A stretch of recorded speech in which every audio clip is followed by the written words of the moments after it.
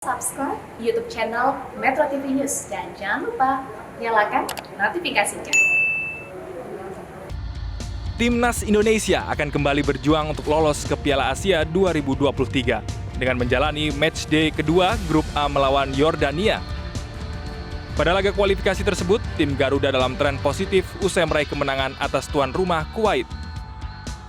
Sama-sama meraih kemenangan di laga perdana, pertandingan yang akan berlangsung di Stadion Internasional Kaner Al-Ahmad diprediksi akan berlangsung sengit. Laga yang dijadwalkan pada Minggu dini hari waktu Indonesia Barat tersebut akan menjadi pembuktian untuk skuad besutan Sintayong bisa tampil konsisten seperti saat mengalahkan Kuwait. Dalam catatan 4 pertemuan kedua tim, Indonesia selalu mengalami kekalahan, di mana Yordania yang unggul secara peringkat di ranking FIFA bisa 12 kali membobol gawang merah putih. Namun berkaca pada laga perdana, performa Mark Klok dan kolega patut diwaspadai oleh Yordania. Terlebih, Yordania harus menerima kabar kurang sedap setelah kehilangan andalannya di lini depan Musa Al-Tamari. Seperti diketahui, Al-Tamari menjadi man of the match saat Yordania mengalahkan Nepal dengan skor 2-0. Tentu ini menjadi angin segar untuk Indonesia yang mengincar kemenangan perdana atas Yordania. Adapun untuk bisa tampil di babak utama Piala Asia, timnas Indonesia harus bisa juara grup atau menjadi salah satu dari 5 runner-up terbaik.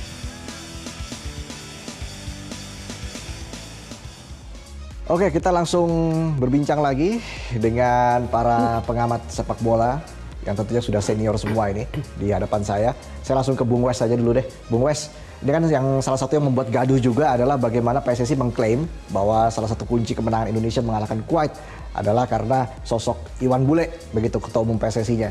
Anda melihat pertama kali artikel ini pasti sudah lihat dong artikel ini? Iya, saya sudah lihat dan bertanya dengan pertanyaan besar di kepala saya adalah seperti apakah kita mengelola federasi berikut websitenya, situs resminya, apakah kita ini mengejar clickbait, mengejar berita, atau situs federasi adalah laporan wajah program federasi tidak perlu ikut sampai menjadi situs berita yang mencari perhatian, apalagi memuat tulisan orang luar wartawan yang kalau sekelas Bung Jo yang nulis saja saya udah protes, apalagi di bawah Bung Jo, saya nggak tahu gitu kelasnya untuk menulis di situs federasi. Wartawan senior katanya. Wartawan senior. Iya, tapi saya kan ngomong kelas ya, bukan ngomong usia gitu. Maaf Bung Joy. Nah, ini pertanyaan bagi saya. Lalu kemudian kenapa harus ada titipan tulisan itu dimuat dan kemudian menyudutkan ketua umum? Menurut saya ketum bukannya terangkat, malah terhempaskan dengan strategi komunikasi tim komunikasi federasi. Kemudian apakah kita menerima pemberitaan itu? Kan enggak. Jadi olok-olok, jadi ketawa-ketawaan orang bahwa maaf, konsepsi kebahagiaan seorang ketum segitu ternyata. Tapi dijelaskan juga di situ prestasi ketum kan? Prestasi kalau juara saya ngomong prestasi.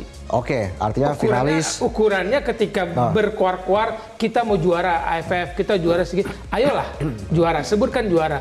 Tapi kalau belum, sebutkan itu proses, bukan prestasi itu kan tetap ukurannya adalah hasilnya. Kalau proses masih berjalan, sebutkan saja kita masih progres berjalan, bentuk tim ini untuk AFF nanti, untuk Piala Dunia nanti. Nggak perlu itu dikempenkan, orang akan datang dengan sendirinya. Dan sampaikanlah prestasi itu lewat dengan cara yang elegan sedikit, tidak memakai kemudian orang lain menjadi senjata dan kemudian ketika ini menjadi strategi yang salah, orang itu yang kena.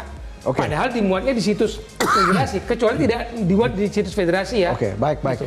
Bung Joy, wajar tidak kalau federasi begitu mengklaim bahwa kesuksesan federasinya tentunya adalah karena sosok ketua umumnya? Saya tidak tahu federasi-federasi olahraga lain seperti apa ya memperlakukan ketumnya begitu, Bung Joy. Tapi wajar tidak kalau menurut Anda? Ya, ini memang sudah sangat tidak sehat ya, karena kecuali memang dia di media sendirilah, bukan di laman resminya PSSI.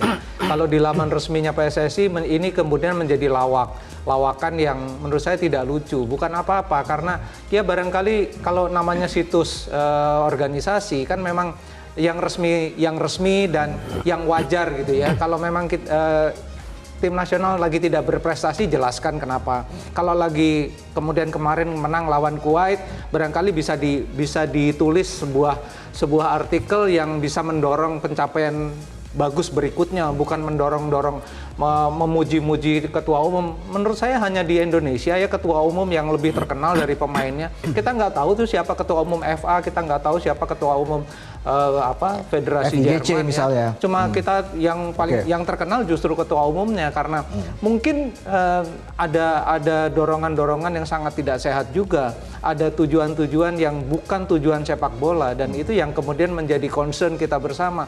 Ini laman PSSI kok tiba-tiba jadi kayak media kampanye gitu loh. Mengkampanyekan program PSSI oke-oke saja, bahkan itu harus. Tapi kan juga tidak kemudian ini baru menang lawan Kuwait tiba-tiba ini kehebatan dari Iwan Bule dan macam-macam. Ini benar-benar omong kosong ya. Jadi menurut saya memang sangat tidak sehat. Kalau Wesley bilang tadi komunikasi PSSI itu dari dulu tidak sehat. Karena mereka tidak punya tim komunikasi yang betul-betul baik untuk kemudian menjelaskan programnya apa, butuh bantuan apa dari masyarakat dan macam-macam. Itu yang tidak pernah terjadi pada forum komunikasi. Jadi Anda ingin PSSI. Anda berharap bahwa websitenya PSSI nanti lebih mengedepankan roadmap-nya PSSI mungkin ya ke depan terkait dengan timnas Indonesia. Programnya apa supaya kemudian masyarakat juga bisa ikut cawe-cawe ya, karena kan yang pinter sepak bola kan cuma bukan di PSSI aja, bahkan yang jauh lebih pinter sepak bola tidak berada di PSSI, berada di luaran. Nanti kita berbincang lagi dengan Bung Toel dan juga Bung Gita, tapi kita jeda dulu. Kami masih akan kembali saat lagi, tetaplah di Soccer Time.